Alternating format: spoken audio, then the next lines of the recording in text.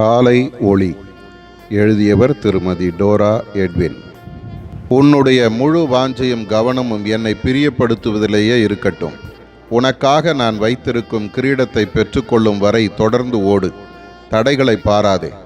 நான் வனாந்தரத்திலே வழியையும் அவாந்திர வெளியிலே ஆறுகளையும் உண்டாக்குவேன். கன்மலையின் தண்ணீரால் உன்னை திருப்தியாக்குவேன். இருளில் உன் வெளிச்சம் உதித்து உன் அந்தகாரம் மத்தியானத்தைப் போலாகும். உன் கால் இடராதபடி தேவதூதர்கள் உன்னை தம் கரங்களில் ஏந்தி கொள்வார்கள். ஜெயங்கொள்ளுகிறவனுக்கு நான் மறைவான மன்னாவை புசிக்க கொடுத்து அவனுக்கு வெண்மையான குறிக்கல்லையும் அந்த கல்லின் மேல் எழுதப்பட்டதும் அதை பெறுகிறவனை அன்றி வேறு ஒருவனும் அறியக்கூடாததுமான புதிய நாமத்தையும் கொடுப்பேன். உனக்குள்ளதை நான் வருமளவும் பற்றி கொண்டிரு. இதோ திறந்த வாசலை உனக்கு முன்பாக வைக்கிறேன். அதை ஒருவனும் பூட்ட மாட்டான்.